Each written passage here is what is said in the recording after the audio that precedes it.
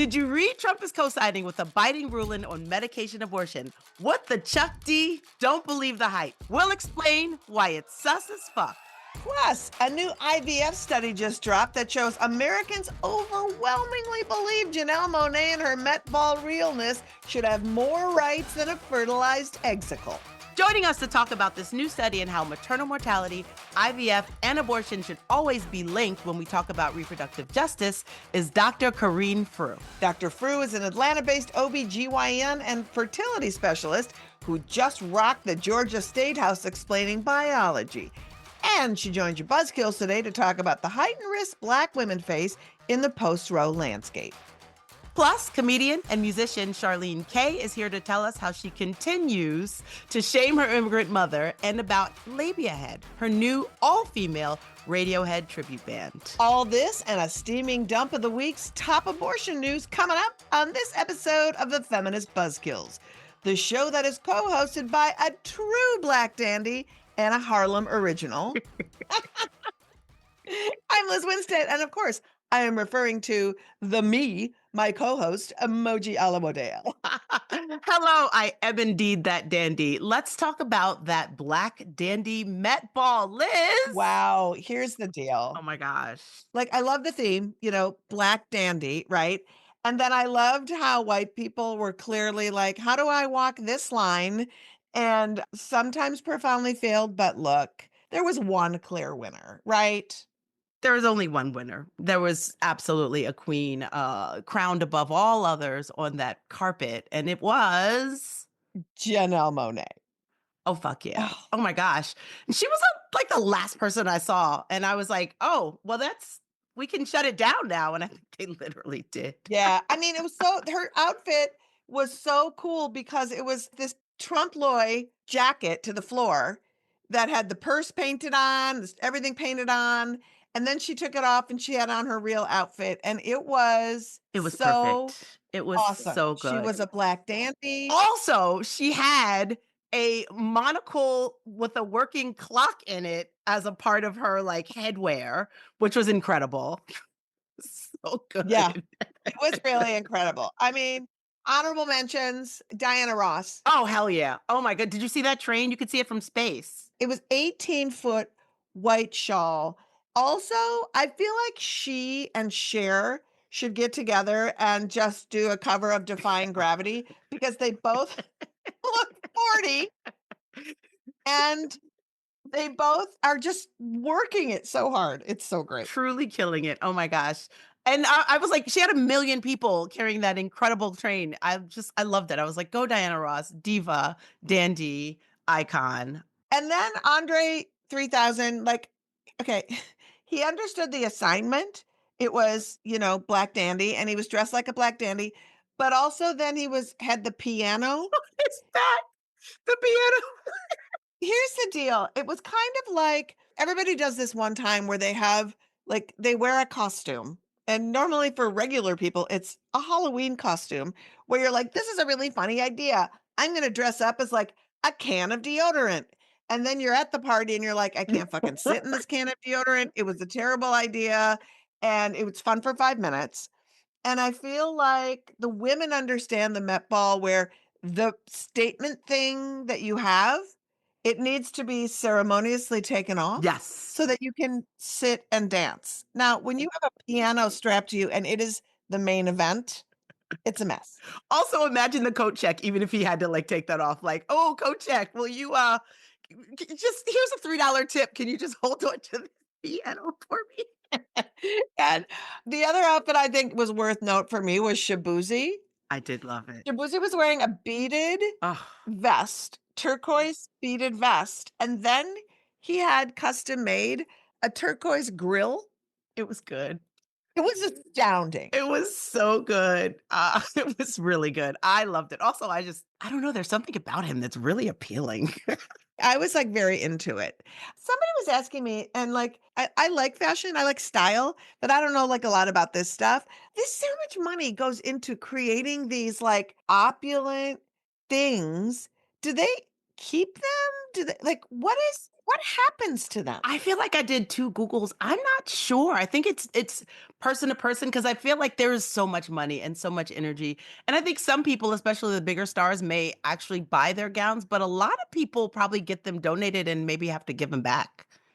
Just, oh, I wore this and Yeah. now it's Tom Brown dressed like 9 people. I forget how many, but it included like Whoopi Goldberg, Demi Moore, and I just wonder like do they keep them? I'm not sure. Does everyone keep it? I'm wondering if it's like they keep it in some storage so that when there's a retrospective on these people, either the here's all the stars that I've done, or here's my collection of my history. I do know this. I was listening to an interview by Law Roach, who is Zendaya's stylist, and he says that for her, they purchase every piece that she wears, and so she probably has a closet in her house or a humidity-proof place where she's archiving all of her clothes. So maybe one day when there's a Zendaya retrospective, she can literally pull out everything she wore anywhere. And I do feel like the whole Dune 2 debacle would be a whole show on its own. Everything she wore on the Dune 2 red carpet was incredible. So I don't know. I think it depends on the person and like their level of stature and whatever they decide on between the houses. Even the things we hated, it's just like, oh, Louis Vuitton made those choices. Pharrell, you couldn't get some pants for Sabrina Carpenter. Look, she's 4 foot nothing, and she's probably thinking like, if I have to wear a big baggy pant, There'll be nothing it's just left. not gonna look good on me. Like, that's what I think. All right, we gotta go. Let's Andre Leon Tallio out of this and get into this week's steaming dump of abortion news. Just say that. Yes, yes, I did. Yes, I did. I love a pun. Here we go. Anti-abortion vigilantes in Missouri continue jackhammering the will of the people. Last November's voters overwhelmingly passed a bill to enshrine abortion into the state's constitution. And surprise, surprise, ever since the GO Pussy Patrol have blocked clinics from opening and proposed laws that would treat abortion as homicide. Their latest stunt, pushing for a ballot measure that would change the Missouri Constitution to outlaw most abortions, invalidating last year's vote. My God, if only gaslighting could be channeled into an energy resource. Ooh, you mean like burning fetuses in DC? Yes, yes, like that. Republicans in this Texas legislature are moving forward with plans to erect an 8-foot bronze statue on the grounds of the state capitol to celebrate the anti abortion movement's success in destroying abortion access for millions. An unnamed source told FBK that they've narrowed it down to 3 designs: a pregnant patient doubled over in handcuffs, a fetus recreating Rocky on the Capitol steps, or a statue with a water feature of Ken Paxton perpetually pleasuring himself. Ew. And lastly, in his new memoir, Kelsey Grammer is all over the map when lamenting about his former and current partners having abortions. Though he claims he supported abortion in the past, Grammer also criticizes the quote, so called doctors who have executed generations of children in this manner. Sounds like he's conflicted about tossed salads and scrambled eggs. They're at it again. Oh my God. Liz, that man has 7 kids from 8 to 41 years old. Seriously, so greedy. Anyway, Wait, also, a lot of his kids don't fuck with him. would you?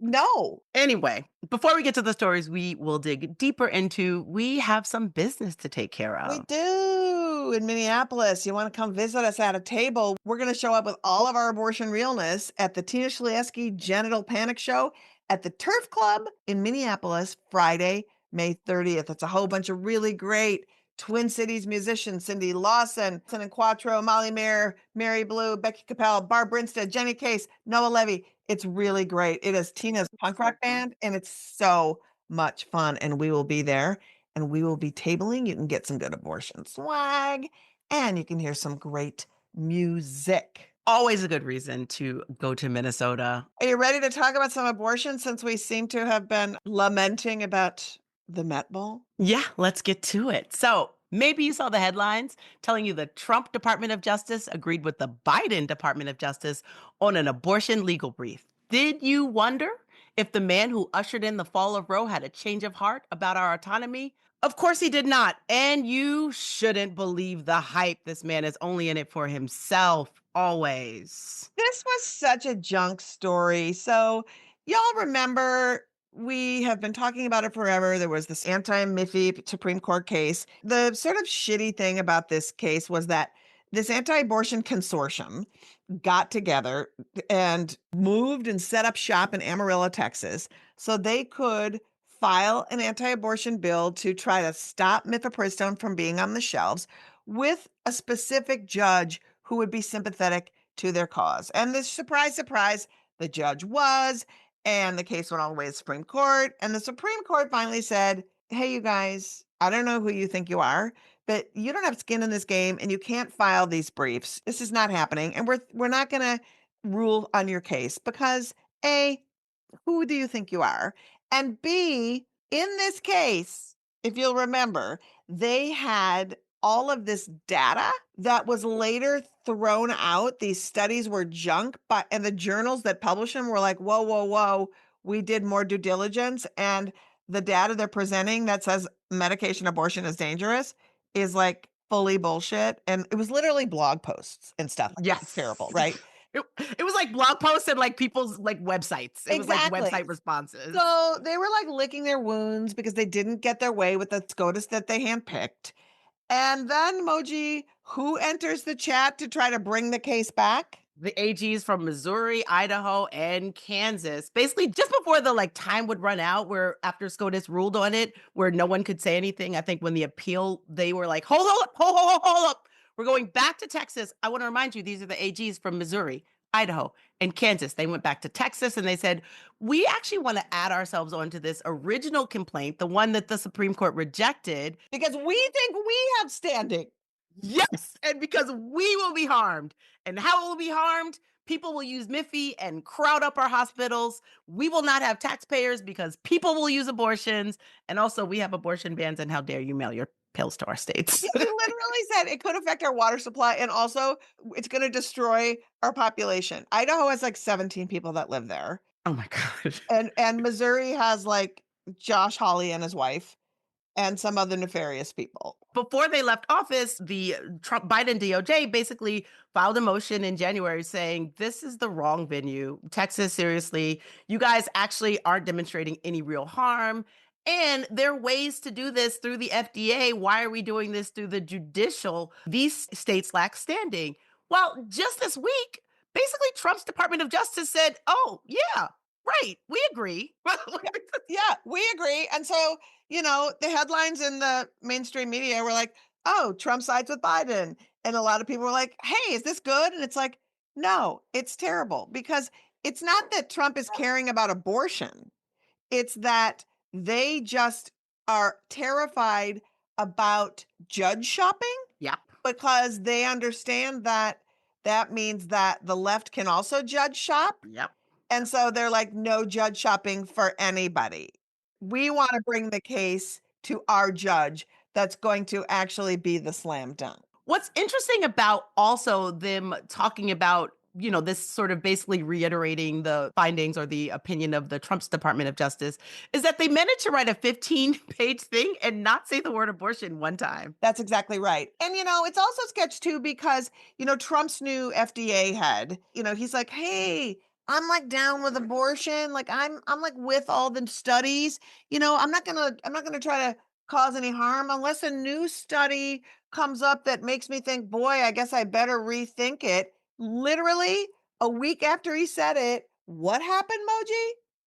Oh, there was a whole new study, and we talked about it last week, Dukes and I, about this whole more junk science, basically saying we are not peer reviewed. This makes no fucking sense. We're pulling the data out of our asses, and here is a whole paper written by a partisan think tank with ties to Project 2025 and the Heritage Foundation saying it turns out Miffy is really, really, really, really, really, really bad for women. 1 in 10 have adverse reactions, and of course, Josh Hawley. Senator Hawley from enters the Missouri. chat. Oh, he ran faster than he did away from the January 6th people. His fist was still up, though.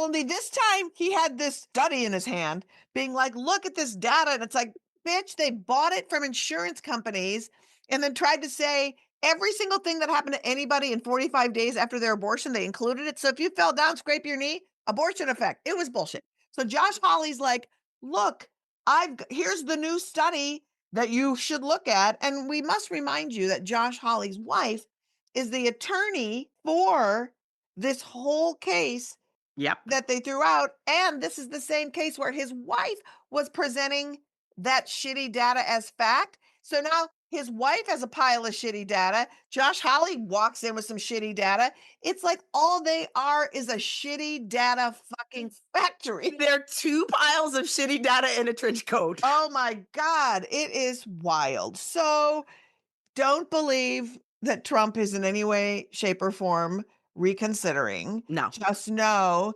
that he is installing a Department of Health and Human Services, installing people who are doing shitty studies that look like science so that he can build his own case with his own people to get it through the court he wants to go to. So watch this space. We're going to be paying a lot of attention to this because it's going to snowball into a junk science like, it's like, the world's largest ball of twine that's in Iowa. This is going to be the world's largest ball of shitty data that will be on display in Washington, D.C. So don't believe the hype. We wanted to make sure that you weren't excited and that you were being vigilant on what's happening. And I also remind everyone at all times, just get advanced provisions, have your pills in your pocket. Have your pills. Just get ahead of them. Of course, restricting pill access is only one tool in the Fuck Your Rights playbook.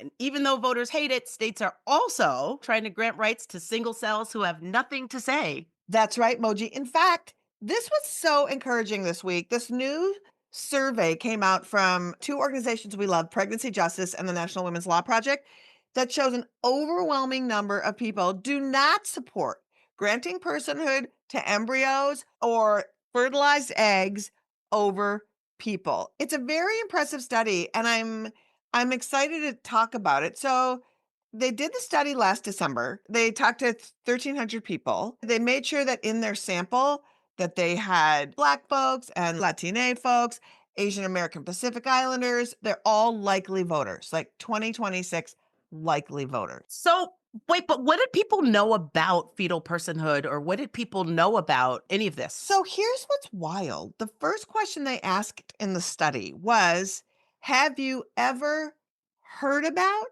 read about, or seen anything about the concept of personhood? 59% of the people had no concept of it at all. And that shows how much work we have to do, right? Yes. But after learning about what it is, opposition to granting legal rights to embryos and fetuses shot up in this study to 59% by the end of the study. It's funny because I think what it is in the word personhood. Like if you hear it in a vacuum, it's like, oh yeah, people should have personhood. And then as soon as you hear like what they mean by that, you're like, wait a minute, how does a single cell organism vote? Yeah, they're not talking about people at all. So the study, just want to run some broad bullets around it. 68% believe granting legal rights to embryos and fetuses could lead to a national abortion ban. 66 believe that these laws would make OBGYNs afraid to provide basic care out of fear of prosecution. Large shares, and this is kind of interesting. It's like 38% and 35% thought that these scenarios were extremely likely. Like they didn't feel like they were being scaremongered. They just thought that this would probably happen. And then more than 3/4 of the voters in this study said that it's extremely or very important to protect the rights of people who are pregnant or trying to become pregnant. So we were just like in awe of it. And Yeah. in talking about what it means, especially around the news that we had out of Georgia, last early spring with personhood in rearing its ugly head in that state, and with Alabama being, it was in the news so profoundly during the election cycle about IVF. They were going to ban IVF because destroying fertilized embryos they considered personhood. I mean, that was huge. And to think that 59% of the people who voted back then had never heard of personhood when that story dominated Yeah. for a week. Well, I think that it's the sort of headline that doesn't grab people, right? All the personhood headlines aren't so grabby. So we covered the Alabama story extensively on the pod. And part of the thing that was so bizarre about it was, they scrambled very quickly in Alabama to make sure that they had a carve out in Alabama for IVF, but then they left their personhood thing there. And then Trump made those bizarre statements saying he was going to be the father of IVF. He was going to enact that the government would pay for everybody who wanted IVF. And if they didn't, he was going to force insurance companies to pay for it, which of course we've seen nothing of the kind. And then it went to Georgia again. It came up again in March as Georgia was trying to cram through their own total abortion ban with a personhood amendment. And they also passed a carve out to save IVF, but they still have the personhood bar hanging on it. Yes, it's true. So between this poll that shows an overwhelming support of not allowing fertilized eggs to be treated as humans and this attempt on the total abortion ban in Georgia, it got our juices flowing to have a broader conversation about the connections between IVF and abortion and reproductive justice as a whole. Yeah, I mean, how will this overwhelming rejection of personhood for embryos play out in the broader picture of, let's say, a national abortion ban? More citizens initiating abortion ballot initiative? Reproductive justice reminds us that it's all intersectional and that you must fight for access to all reproductive options. And that means healthy pregnancy care, autonomy, and access to choose birthing options, IVF, and abortion. Exactly. So we found the perfect guest to discuss it all. She's a reproductive justice advocate and a physician providing OBGYN and IVF care in Georgia. She was also a superstar schooling the Georgia legislators with a much needed fetal development 101 during that personhood debate last March. Just listen to this mic drop. I just want to do a little bit of biology. We need to understand this. This whole concept of we all know that life begins at fertilization is wrong. It is scientifically wrong. Have any of you seen an embryo? I have. You know why? Because once you fertilize the egg, you then have to leave it in culture under very specific conditions for the next 5 to 6 days. And I tell all my patients, you may start out with 20 eggs, you may wind up with 2 embryos. Am I guilty of murder?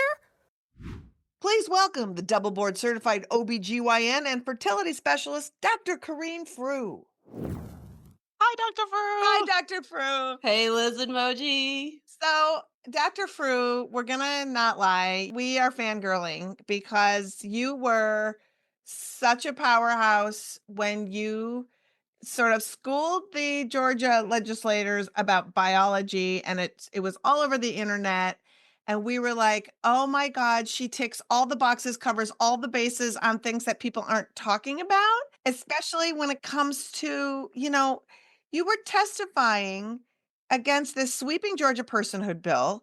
And this bill would have decimated what's left of abortion care in Georgia and had the potential to destroy people who are seeking IVF. So, my question for you to kick it off is, when did you realize that these abortion bans could also be super harmful to IVF and your ability to help people build families?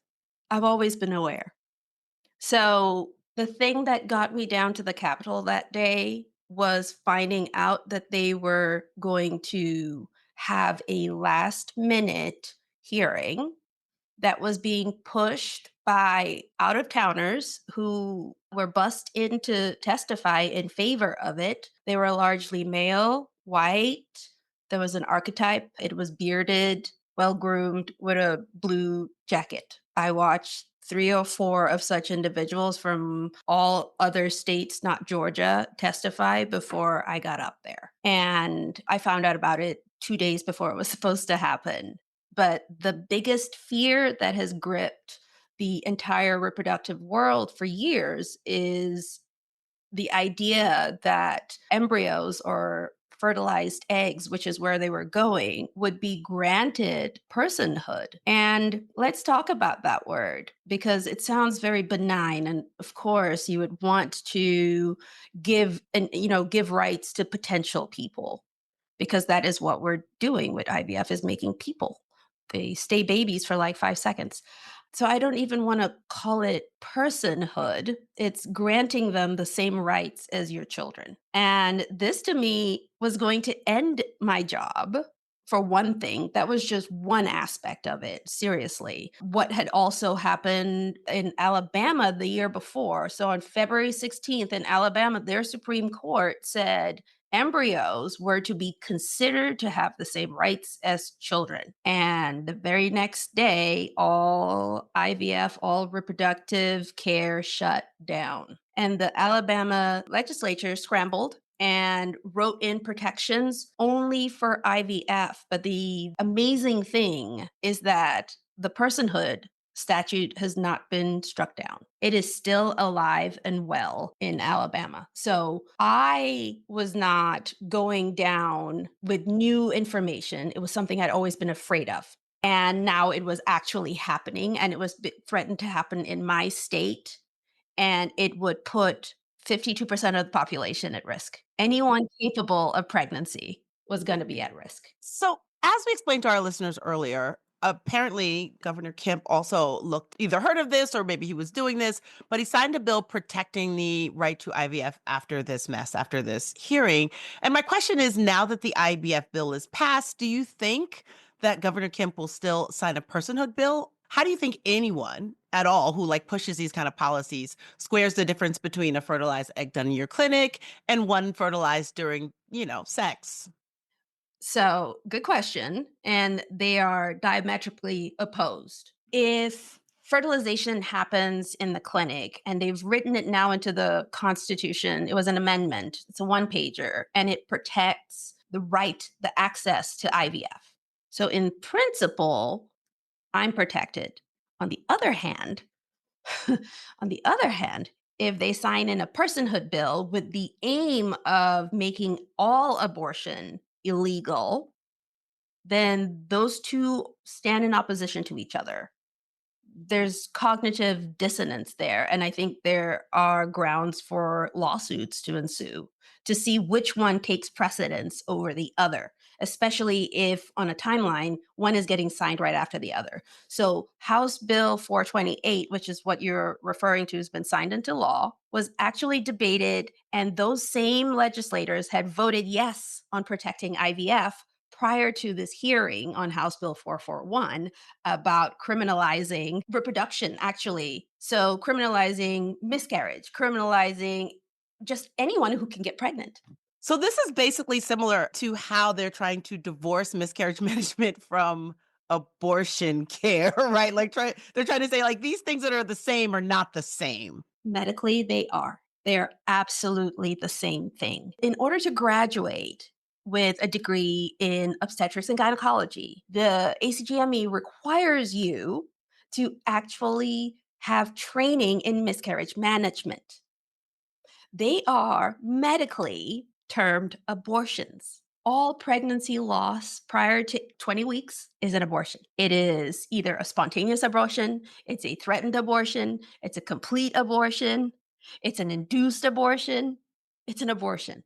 All of it. Nowhere does the word miscarriage appear in the codes that we submit to insurance, for example, to get reimbursed. We talk about treatment of abortion. Yeah, we've spoken to guests who say, I didn't realize I had an abortion. I had a miscarriage. And it's and then I looked at the codes and it said, oh, it turned out I had an abortion. Yeah. Miscarriage is a colloquial term. There's no such thing as a miscarriage medically. It's an abortion. It's a spontaneous abortion. It happened by itself. Nothing happened to induce it. But that law as written would make it so that anyone who came in bleeding with a positive pregnancy test would be investigated to see if there were grounds to press charges against them for terminating their pregnancy. Can you imagine the trauma? No. And it feels so much like one of the things in these conversations that I always just like to throw back into the fact is that when you are granting embryos and fetuses rights, you are taking away rights from the person who is pregnant. So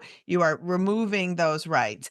But also, it just shows the stigma that we have talking about healthcare, right? That people are so insistent that they didn't have an abortion and that we're trying to reframe this. And I feel like we still have so much work to do on just talking about medicine. And you were so factual and matter of fact when you were testifying to say Look, I'm just going to give you a little bit of a biology lesson here because I feel like it's important. And I love that everyone was like, you know what, we're going to let her go. Like it was great, but I think that you did it and it was important. I know from having people come into my office that people know a lot less about what I do than anything. And the sad part is that we grow up thinking that we should know about reproduction and we don't.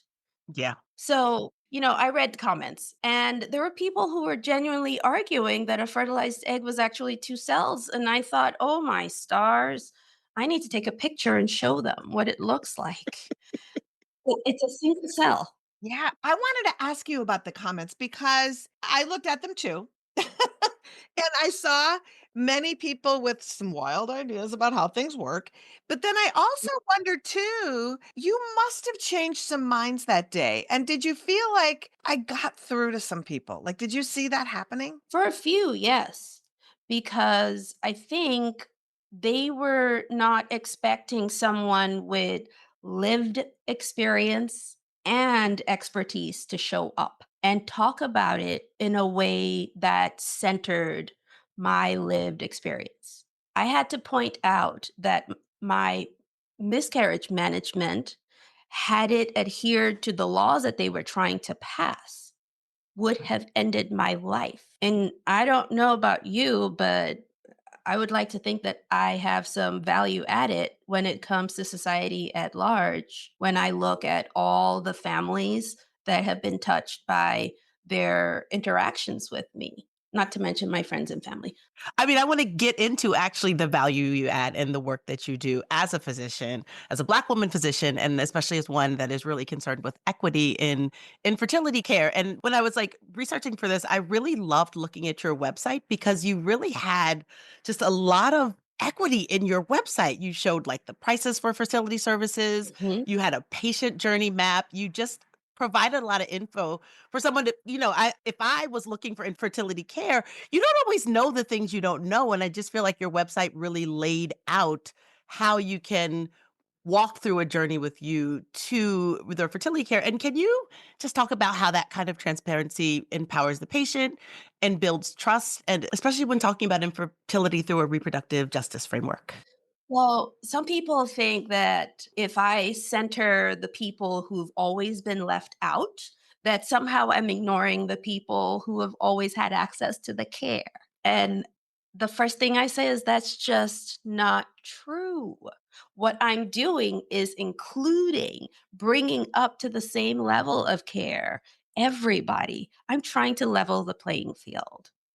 And so the reason why we have so much information on the website is because the new patient visit is a lot of intaking of information, figuring out what the patient's values are, what kind of care, and doing the medical detective work in the background. And it's only an hour. It's an hour, it's very intense. And so I want people in the time before they get to me or the time after me to sit down and educate themselves. Same thing with what we do on our Instagram. It's largely educational. It's like, can you get pregnant with only one tube? Absolutely. There's a myth busted. Or, do you need a man around to ovulate? Of course not. You mean we're not cats? Well, people ask me that about chickens all the time. Oh, so you got a rooster, right? And I'm like, do you need a man around to ovulate? No. And honestly, my goal in life, my parents are educators. And my goal is to educate the public as much as possible because these are smart, intelligent individuals. And if we give them the tools, they will always make the decision that is correct and honors them. The whole point of medicine is to not be patriarchal. I'm not the one making the decisions for the patient. It's their life. And so I always end my visits with, "Hi, this is me. I'm always this way. And if this doesn't work for you, you owe it to yourself to find another doctor." I love that. And just to Moji's point, when we were looking at other websites for places that provide IVF, that information was hit to get a consultation, like you had to engage maybe if you weren't ready first. So I love that. But what I wanted to really talk to you about is your commitment and expertise that really helps people understand reproductive justice writ large, and that none of these things are separate things, that they're all intersected, and our fertility and our access to the reproductive care and the kind of families that we want to have. You can't parse out one and say you can't have that. That's not justice. So I wish you could talk a little bit about the totality of what it means in a greater landscape.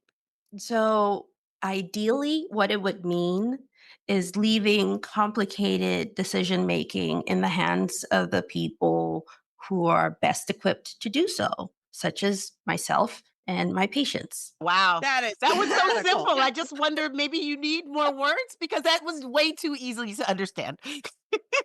It is really just that simple. The thing that is complicated about medicine is that a lot of things happen at a high frequency. Those are common conditions. We call them horses. And then there are the rare conditions. We call those zebras. The thing with being a good doctor is being able to take in the information and sort out the horses from the zebras. That's how you help your patient. And then you educate your patient on what their condition is, the things that are unique to them that they can maybe modify, and the things that they cannot change, such as their age. And then you empower them with, here is what we can do. If this is your goal, here's how I get you there. It may not look like what they had in their mind coming in, but now you've given new information. You've presented all the options, and they get to make a decision.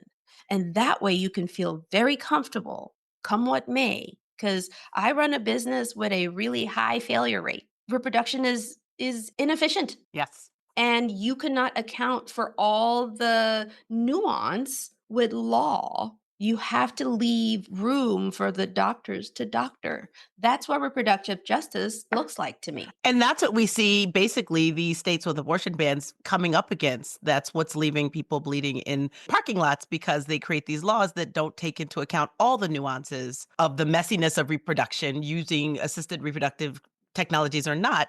So I want to go to, aside from Trump declaring himself the father of IVF and the creepy idea that he could be out here, I don't know, fertilizing all the eggs. What do you see as next in the fight, not only for IVF, but for reproductive justice? Much has been made about the fact that there is an order to look into the feasibility of making IVF more affordable. That's the wording. So it's a lot of talk. I have not seen that it has become any policy or practice, but I think the main thing that I would love for everyone who is related to anybody with a uterus and therefore is at risk of death because of said uterus to rise up and ask for healthcare to be returned to its rightful owners, which is each and every one of us. The fact of the matter is, when the articles get written, it is, oh, this woman, the doctors let this woman bleed out in the parking lot. The truth of the matter is, every hospital has a cadre of lawyers, and those lawyers will tell the doctors what they can and cannot do. And even if you, as an individual doctor, wish to go out there and do something about it, your job is on the line. And you need help if you're going to take a woman to the OR. You need the OR space, you need your circulating nurse, you need an assistant, you need the equipment, you need an anesthesiologist. You're now asking for all those people to become your partners in crime. And guess what? Many of them will not. They will stand back and watch. And that is a position of such moral injury for so many of my colleagues that they leave states with these draconian laws in place. And that is a loss because those are the people who actually have a heart. Those are the people with the empathy that is necessary to continue giving as a doctor. They give a you know what, and they run into these roadblocks and then they leave. And then you have these young, bright-eyed, bushy-tailed young doctors who come in and they want to help. I mean, the number one line when people are interviewing for med school is, I want to help people. And then they find out that there are systems, barriers put in place to make it impossible for them to help. So I do not care about the rhetoric. I just want medicine to go back to the doctors and their patients. I feel like that is a really good call to action. And as you are in Georgia, is there anybody or any organization that you would love to have people advocating for that are really making a difference of your world and the bigger world? Oh, yes. I think your listeners would be interested in advocacy organizations like Sister Song. There's also Spark Atlanta. Morehouse School of Medicine has initiatives looking at maternal outcomes after the pregnancy because we're not out of the woods even after we give birth. And of course, if someone just wishes to learn about their own reproduction, I encourage them to do what you guys did and look up munafertility.com. It's MUNA fertility. And if you just want to be educated, you can follow us on socials. Same handle at Muna Fertility, and figure out who your legislators are. Figure it out. Go on Resolve's website. They keep track of every single bill that affects reproduction that is up for debate or has been up for debate, what's passing, what's not passing, etc. You can connect right through from there to the website for the Georgia legislature. So that's something you can do just to get yourself educated, same as I'm doing for infertility. Number one, arm yourself with information. Number two, do something about it. Tell somebody about it. Go make some noise. Oh my God, that is a great way to end it. Thank you so much for your work, for your advocacy, for your compassion, and for your inclusion. You're making the world a better place, Absolutely. Dr. Frew. Lord, I hope so. Thank you.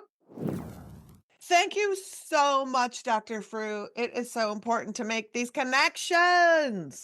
As always, these stories will be in the show notes, and you can find the best, most up-to-the-minute resources on accessing abortion care and funding for your care on our website, aafront.org. Our Charlie chatbot on the bottom right will walk anyone, anywhere in the country through their options and resources for abortion. You know, we do this show because this information is not given enough attention in the media. So help us spread the word and show us some love by liking, subscribing, and giving us a 5-star rating. Every bit helps us reach more listeners, especially that 59% who's never heard of personhood. Oh my gosh, can you imagine? No, I can't. I feel like we hear personhood every day here, but that's more work that we need to do, Liz. It's true. Let's get to some fun. Yeah, now the party game that is faster than Monopoly and more fun than Taboo, 6 Degrees of Abortion. And this is when I take a story from the news and Liz has 6 chances to link it to abortion. So let's see if I can stump her this week. This is actually a fun story. Ooh. So the geniuses in AI world have created an avatar of the long dead British novelist Agatha Christie. She died the year I was born, and it is teaching an online digital writing course. So like I said, Agatha Christie is dead. But, so I'm wondering, Liz, if you can just link Agatha Christie to abortion. I'm trying to think of who starred in Murder in the Orient Express. Did Warren Beatty star in Murder in the Orient Express? I'm looking. It starred Albert Finney and, oh God, I don't know who these people. Sean Connery. Gosh. Let's see. There was also a remake, and it had Johnny Depp, Michelle Pfeiffer, Penelope Cruz, Oh, Leslie Odom Jr. Ooh, and Willem Dafoe. well, we all know I have a Willem Dafoe story that I'm not going to tell, but let's go with Johnny Depp.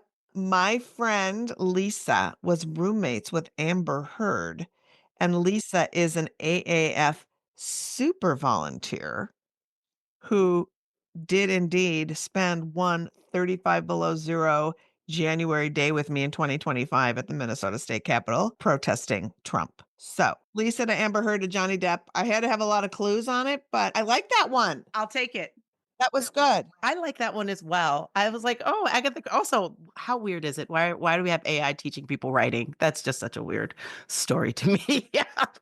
You know, it's just sometimes you're like, I'm not going to lie. It's really nice to get those AI recaps when you're Googling something so you can find out further. But AI does not need to be rewriting Agatha Christie. No, it does not. It does not. That's where I stand. I think I'm AI's biggest enemy. Maybe. I think I am one of those people who are just maybe standing firm against it. And that'll probably be to my detriment when they take over. But for now, I'm comfortable with that. Okay. Liz, you know we can't do this work without the help of our sponsors. And I would love it if you would introduce this week's sponsor of the Abortion Access Front podcast, Feminist Buzzkills. So proud. This one's for the fellas. Guys, are you tired of all those overpriced, misandrous, woke cell phone plans? Are you looking for a more effective way to stalk and threaten the women who won't fuck you? Well, look no further than InCellular Wireless. InCellular allows you to choose a plan that works best for your needs and your Velcro wallet. Enjoy unlimited texting so you can tell her what a bitch she is at any hour of the day, as many times a day as you want. Too busy trying to get Elon's attention on X to disparage all the women you want? InCellular Wireless's Insult AI generates and schedules slander based on your favorite takedowns so you don't have to. But what if you rarely leave your apartment and don't currently have any women in your life to antagonize? Easy. Just call the InCellular Wireless's 24-hour all-female help center so you can let loose on women who have no choice but to listen to you. So don't just call her a slut on her voicemail via those other mobile companies. Do it with InCellular Wireless. Sign up with InCellular Wireless today and get Mike Johnson's Covenant Eyes app for free when you use the coupon code Man on a Wireless at checkout. InCellular Wireless. Gender-based violence has never been so easy. You see what I say about AI, Liz? You see? Yeah, I got nothing. Let's move on to our next guest. Rolling Stone has called her the next breakout comedy star. She went viral on social media, satirizing every Taylor Swift song, and may still be jet lagged from performing her solo show, Tiger Daughter, or How I Brought My Immigrant Mother Ultimate Shame at the Melbourne International Comedy Festival. Here's a little taste of her stand-up. Puma is when you're in your 30s and you prey on people in their 20s. A cougar is when you're in your 40s and you prey on people in their 20s. And then every year, just like the Mac OS operating system, you just keep on updating. So in your 50s, you become mountain lion. In your 60s, you become snow leopard.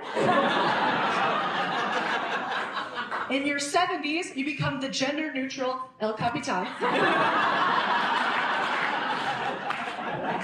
And then in your 80s, you ascend to your final spiritual form. Say it with me, Mick Jagger. I don't know which one I am. I feel like I might be one from the past. not even moving forward. Please welcome the one and only Charlene Kaye. Hi, Charlene. Hey, Charlene. Hello. Oh my God, Charlene, thank you for being here. You're a smoking guitar player, a singer, and a comedian. Now, those are three trajectories that don't usually develop simultaneously. So for our listeners who are just learning about you, can you talk about how all these skills became three great tastes that go great together? Yeah, of course. So I started my career as a musician. Like any good Asian, I was given classical piano lessons by my mother. And I started playing classical piano, and I was so hindered by the fact that I was never a good sight reader. Then I picked up her nylon acoustic string guitar, and I started to play some Blink-182. And I was like, oh, this is my thing. This is my people. This is my song.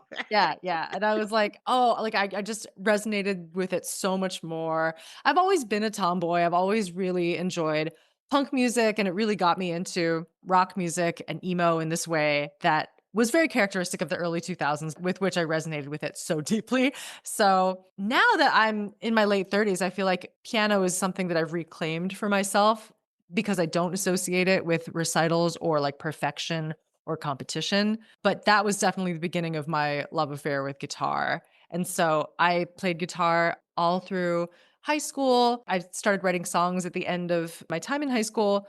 And then throughout college, I went to all these different open mics and stuff like that, really found my people, and then became a touring musician for all of my 20s. I really want to know when the Blink-182 phase ended, because that's how I judge a it's person. never ended. It's still happening. Oh my God, girl, what? We need to talk. Okay. I want to know how the comedian got in there. I mean, We got the music bio, and then at some point you were just like, also, I'm funny. no, but also you're like my punk rock girl. You're my rock girl. And then it's like, and Blink 182. I'm like, wait, what? How did that? I can't. I'm confused. I can't.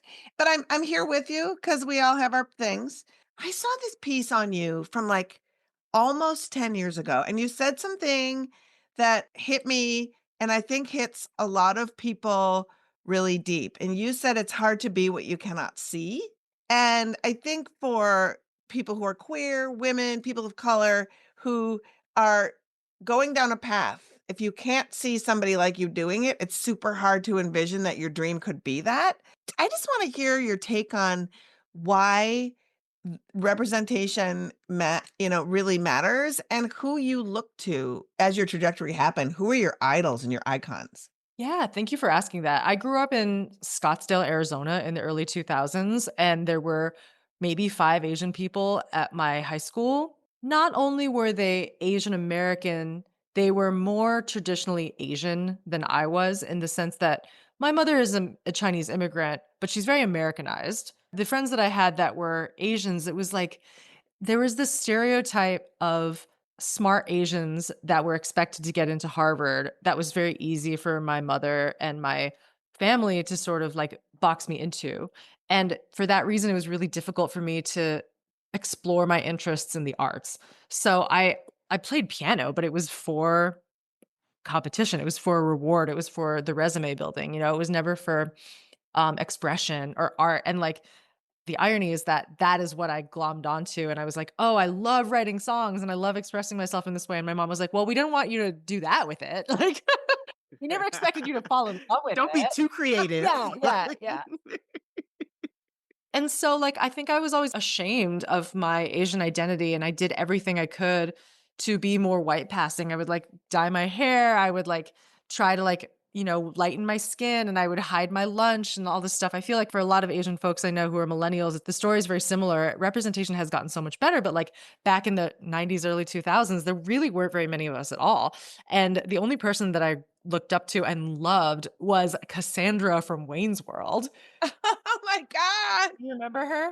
Is that Yes. Tia Leone? Tia No, Carrera? Tia Carrera. Yeah. Tia Leone's different. Yeah. Okay, getting my Tias mixed up. Yeah. She was such a badass. She was like unapologetically sexy and could play bass. And I was like, wow, this is so cool. This is like what I want to be. But it was like a little bit too sexy for my Christian household, Ah. And also like it occurred to me as I got older that even though she is such a beacon of what I feel like my vibe is now, she's not a real person. And so there really weren't any examples of female rockers, and like let alone Asian rockers, that I could look up to. Like still, like I think about how my writing and my guitar playing was influenced back then, and it was all System of a Down, like, all these like white new metal bands like Korn and Limp Bizkit and Linkin Park and like Blink 182, and like, really examining now that I'm a grown woman, like how those influences have shaped me, which is also why I started to go into Guitar Center and play these riffs wrong just to sort of like fuck with men and see how people would react. And that ended up being a big milestone in my comedy career unintentionally, because it turns out that a lot of women have had those same experiences where men come up to them and correct them, or they hit on them and they're just assumed to be beginners, even though they're not. Men hate it. They're like, you're baiting us into saying something. I'm like, I'm not holding a gun to your head. Like, you're the one that made that decision. Yeah, you have 2 legs. Walk away. Yeah. But to answer your question, like, I've always enjoyed telling jokes. I feel like I've always been funny, and I've been able to be very observational. And so it really didn't come until much later, like in my mid 30s, when I started to become interested in comedy in addition to music. I had done the whole singer-songwriter thing. I'd like been in a bunch of different bands, been on different labels, like toured all over the world, and had these incredible experiences. And I have nothing but stories and fondness of that time. But over the pandemic, I decided to take an acting class, and I ended up meeting my mentor, Jennifer Monaco, who I trained under at William Esper. And she ended up being my director for my one-person show, Tiger Daughter, which is about my mother. We're going to be talking about that in a minute. Yeah. But that was like the seminal experience where like I wrote that show while I was in school, and I just realized how much I loved storytelling and stand up as an art form, and how it could really seamlessly blend with my musical background to do musical comedy and also straight stand up if I wanted to. So I'm just really enjoying kind of relishing being a beginner at this, and also realizing that I have so many tools from years and years of performing that I can apply to this, and it makes me different than everybody else because I have this background in rock music, and there's these experiences from being an Asian woman in a band of all white dudes for my whole life that I'm now mining and like understanding as universal instead of just a niche thing. Okay, so cover bands have become huge, and we have this spring had the pleasure of traveling around with delightful Michael Shannon, Jason Narducci, and their REM cover band. And you also have a cover band, an I have a few. all-female Radiohead tribute cover band. Well, there's one that I've been all over your Instagram, and that is Labia Head. Oh my God. I have to tell you that when I heard about labia head, I started singing to myself, literally, I'm a crease, Yeah. I'm an oozer. And I could not stop in my own house. And then I saw on Instagram the clip of Creep, and it's incredible. But like, yeah, I know, I just could not stop. So excited about this. Did it start out? You guys are just kind of fucking around? You know, it's been this idea that I've had for years. I've had a note in my phone that just has I saw You this. posted it. all the different titles, like Climbing Up the Uterine Walls, Parajugs Android, Hail to the Queef, 15 Sluts. It goes on and on and on. And this is just what my brain does. Like, I just can't stop thinking of things. So in addition to Labia Head, I have Guns N' Hoses. In the works is Sister of a Down, Limp Bizkit, Twink 182. I have I can't be in that one, but I'm recruiting. If you're a gay guy and you want to be in Twink 182, hit me up. Roby Slade, come on. Oh yeah, It's Romy like Slade. so much. Yeah. I love Twink 182. Oh my God. Twink 182 is so funny. Also, I love a pun. And so you become like my literal hero with so many puns. I can't even. I love it so much. It's unfortunately the pun sphere that I live in is just gender flipped cover bands, but it's a good place to live. It's a niche that I am here for and willing to just be part of all the time. Who needs a bigger niche than that? That makes me so happy. And it really seems like you have the list. You're like, you can do this for a couple decades. Yes, 100%. And it's like political as well, which leads us into this podcast, you know? Like Mhm. I don't want to make it all about like genitals, you know what I mean? Like I know that it's Right. easy to like go there, but I mean, just for the sake of humor, I'm hoping that people see Labia Head as a gender inclusive band name. You don't have to have labia to be in Labia Head and like understand that it's a feminist project. Also, people don't understand that part of your labia starts going away when you go into menopause. Just want to break the news to everybody. It's a very scary thing. It happens, but whatever. You're fine. You'll be fine. Yeah. Well, and it's like, and the fact that like we're always excited when people come on the pod because we're an abortion podcast. We talk about reproductive rights and abortion and unapologetically. Yeah. And I'm always so excited when somebody is like, "Fuck yeah, I want to come on. I want to just throw myself into it." And so, what are the conversations that your friends and your friend group are having right now, just about all the assaults that are happening around our access to reproductive care and how you just being out there in the world and using your art to fuck some shit up. Oh my God. It's so funny that you say that because when Trump got elected the second time, I posted a video of me at Guitar Center messing up riffs. And the caption was, if they're taking away our reproductive rights, I'm taking away their riffs. And it was truly so innocuous, but people got really upset over it. And they were like, no one's taking away your reproductive rights. Like all these incels came out of the woodwork and they were really upset that I was like going in there shitting on the canon, as it were. But like it's a joke, but it's also like it does feel powerful to enter these male spaces and cause a little mayhem that is absolutely harmless, but it's making the statement that we deserve to take up space in these places. And it's real to me, even though it's just a funny troll. My goal is to be as visible as possible. And I do believe that humor and joke telling is a political act. If you can connect to someone in that way, you might not be able to change how they think, but you can change how they feel. And if you can make that impact on them, then maybe that there's a little bit more chance of connection and things changing. So I do think that art is so important at this time, more important than ever. And to be visibly out there and visibly queer and visibly making work that goes against the grain is important to me. It's not just light and easy all the time. I 100% find that art is really what's keeping me afloat since this last inauguration. I think that things get so dark and so heavy and so overwhelming. And it's just the little bits of art that I truly find are a little bit of like what keeps me afloat in this. And so thank you. And we don't want to let you go without talking about your stand-up show, which is called Tiger Daughter, or How I Brought My Immigrant Mother Ultimate Shame. And the question is the ultimate shame being a comedian, being in a band, or maybe being in a band called Labia Head?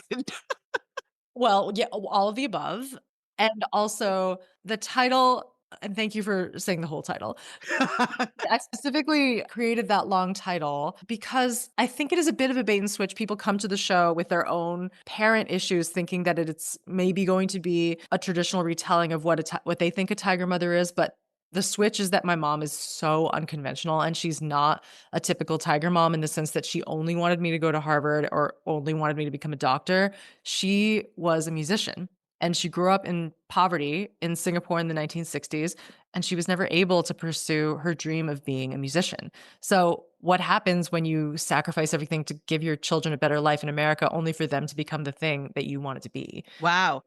Okay, that's really So beautiful. your mom is pushing you in to be like Angus Young. Like, you got to get there. Like, you have to be.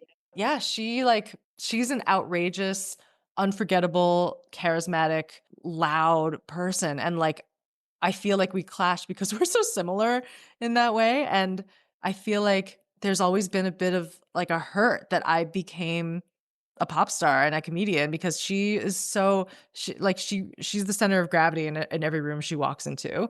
On the surface, it's about bringing her shame. Underneath, it's much more complicated. That's a good story to tell because I do feel like those layers of parental competition are real. And I think that that's not really put out there a lot, right? And so how cool. I think that that's extremely cool. And it's funny when you said it on the first, I was like, oh, that's beautiful. You became what your mother wanted to be. And it didn't occur to me the power clash that could create in a child parent dynamic. Charlene, where can people see Tiger Daughter and Labia Head? Labia Head is having our debut show at New Blue in New York on May 17th. So that's next week. And then I'm going on tour with Tiger Daughter in the fall, but I will be doing a show in Denver on June 19th and then like a West Coast tour in September. Charlene, you're like magical. You have so much going on. And I love that you're able to pursue all of it in this amazing hybrid. I love that you're just having fun. I just feel like you're having fun. And thank you for bringing that fun to us. Oh, my pleasure. It's such a joy to be here. Thank you so much for having me. Thank you. Thank you. You can find out all the everywheres that Charlene Kaye is going to be at kayofficial.com. Her Instagram at Charlene Kaye and TikTok, it's Charlene Kaye. Well, Liz, that's our show. It is. Thanks for listening, and thanks again to Dr. Frew. Visit munafertility.com to book a consultation or learn more about your fertility options. Also, get involved with local politics and know what actions support or threaten reproductive rights. That's right. So we ask this question every week. Did we make you smarter, make you laugh this week? Show us some love by liking, subscribing, and giving us a 5-star rating. Plus, stay connected with us on social media at Abortion Front across all platforms. With your help, we can get more people to learn about this assault on abortion access. Moji, which people? The 59% who never heard of personhood. Like, oh my God. Oh my God. Are you looking for where you might fit in to do some abortion activism? We've got a 5-part activist training series, Operation Save Abortion, at operationsaveabortion.com. And while you're there, visit our super cool activist calendar, which is full of local and national actions and educational opportunities. We've also got a great mutual aid program at AAF called Adopt a Clinic, where the public can support independent clinics, abortion funds, escort groups, and patients directly by ordering much-needed items from their wish lists. This week, we're featuring the Potomac Family Planning Center's Hillcrest Clinic in Maryland. They're looking for everything from Kleenex to pads to coloring books. We'll link their wish list in our show notes.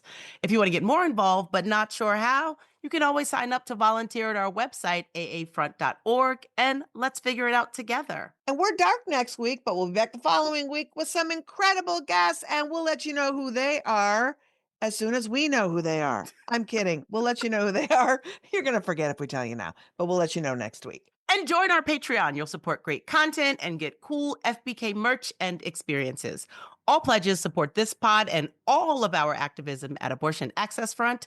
Pledge at patreon.com/feminist buzzkills. FBK is edited by Remy DeTournay and is produced by Jen Moon for Abortion Access Front. And finally, we leave you with Texas State Rep Brent Monet, a man showing his whole ass because he thinks you don't need bodily autonomy. You just need a good whooping. Yikes. House Bill 2197 removes the exception from the homicide code that would allow a woman to abort or murder her own child. Maybe they'll be too scared to do the wrong thing if they know that there will be consequences. The goal, once again, is not to punish. When I tell my kid not to run in the street or they're going to get a spanking, my goal is not to spank that kid. My goal is to keep them out of a situation that is dangerous for them, that is harmful for them, that is hurtful for them.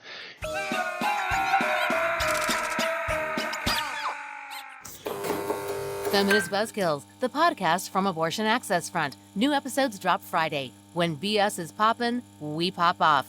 And if you want to support our podcast and all the work of Abortion Access Front, like, subscribe, and join our Patreon at patreon.com/feministbuzzkills.